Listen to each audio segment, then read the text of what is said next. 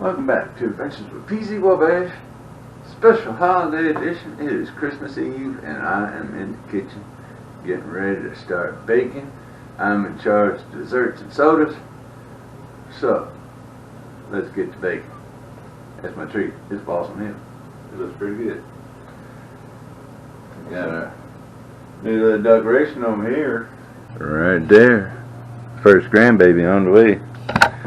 And my hand-painted Christmas village down there. Took me years to paint that, and I can't even get pieces for it anymore. Alright, so we're going to the kitchen. Alright, I'm back. I've got my mixer set up over on the counter. Got my cake mix and eggs, all the stuff that I need. This right here is the simplest cake I believe a person can make, even if you don't know how to bake. I'm using a dark pan, and it says mix according to the box instructions. I mean, how it's simple as that. 3 ingredients: water, oil, eggs. When you use a dark pan that's non-stick, you reduce your heat, so it calls for 350. But when you use the non-stick, it's 325. Or you'll overcook it. But there is one secret to making a fluffy box cake, and that is this right here. This is my favorite beater, a little crank beater. What I do is I will run that box excuse me, recipe through my little tosser here, because who knows how long it's been sitting in the box. It gets compacted, but you run it through here, you will have one fluffy cake because it puts the air back into it. So we just stick it in here, and if you do this with every box cake you make, you will have one fluffy cake. And then you just crank it in, and that just makes that batter fluff right up, and you'll see it when it comes out the oven. Just a little bit got chocolate chips in it, but we're going to fluff the batter, and it left the chocolate chips sitting right there, so we'll just toss them in there. Alright, so it got an extra ingredient. And then all you got to do is add the water,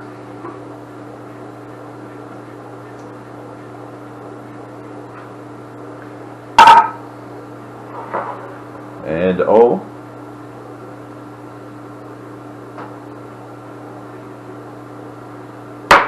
and crack your 3 eggs and put it in here. These are eggs my father-in-law growed down at his house, so they're farm fresh chicken eggs, the best that you can get.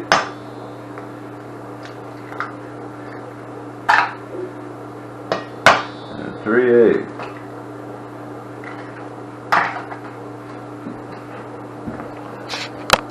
Then you bring it over to your beater and start out slow. So you incorporate all the eggs and the water and the oil, because if you just throw it in there, it'll be like watching a comedy show and it'll just poop all everywhere.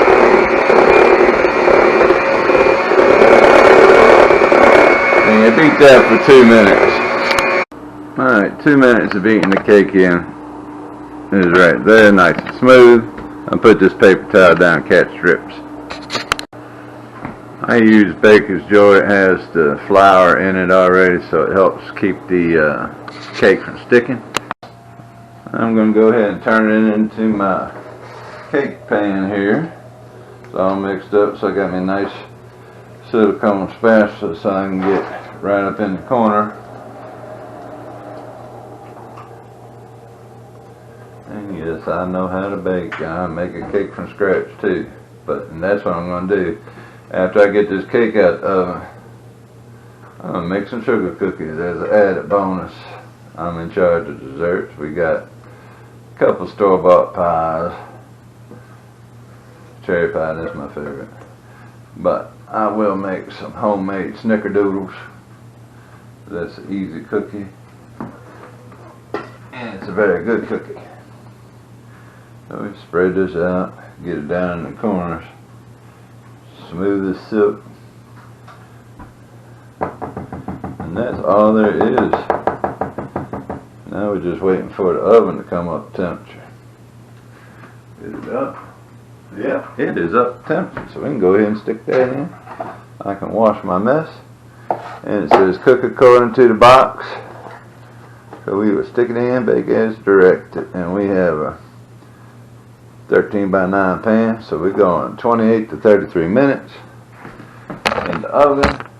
So we will always start at the bottom of the cooking. So we will stick that in the oven for 28 minutes and turn the timer on.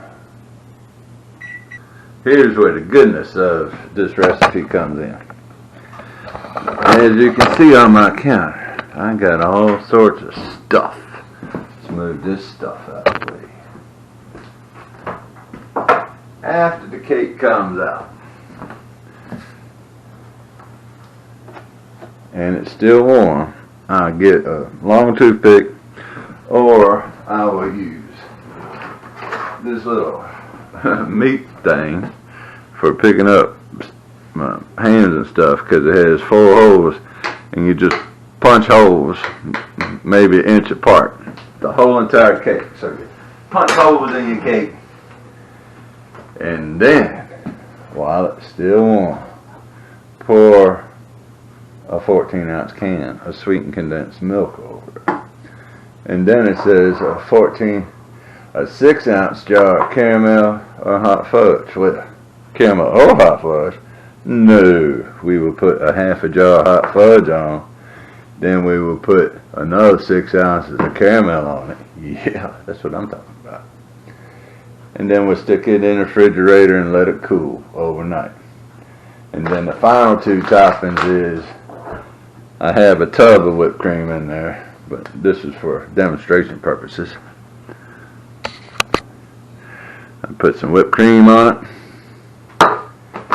and then sprinkle the top with, I use Heath a lot because sometimes Scores is hard to find, but you can use Scores or Heath. They're basically the same thing, caramel bits. Couldn't find a toothpick, so I did find a wooden skewer. Oh yeah. Look at that cake, got it fluffed right up. Now we stick a stick in here, comes up clean. Our cake is done. Get it out of the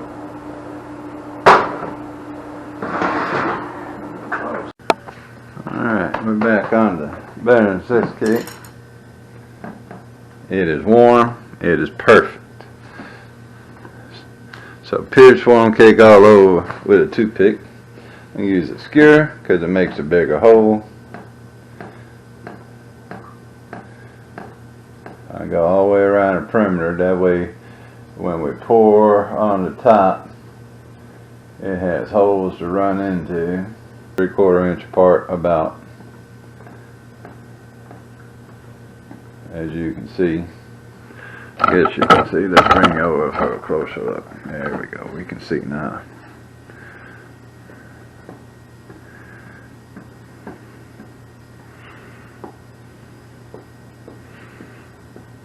I have pricked it a little more than this, but it has a tendency to tear up the top of the cake. So once around the perimeter, then 3/4 inch lines apart, and it does a pretty good job like that. Alright, so first thing we're going to do is pour the sweetened condensed milk over the cake. That's just yummy right there. And I'll go straight down the middle. Shouldn't be that stiff, I wouldn't think.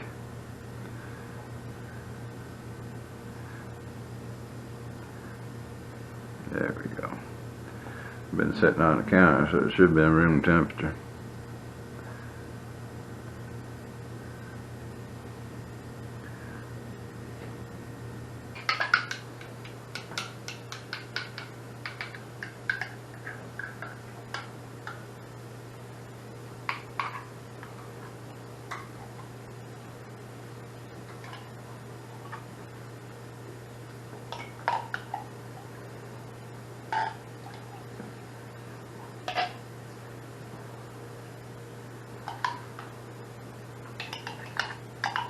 And 6 ounces of that.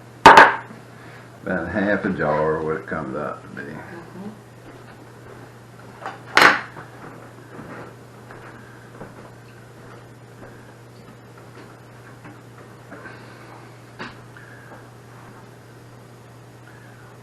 So we're just going to spritz this right across here one way, and then we'll give it a long wig.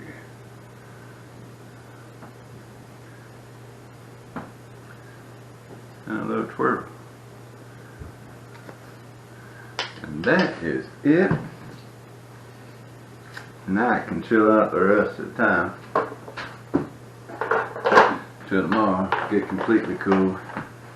Then we top it with the whipped cream and the Heath caramel chips. So that's it for that. I don't know if y'all got good look, but it's pretty, and it's rich, very rich cake. Alright.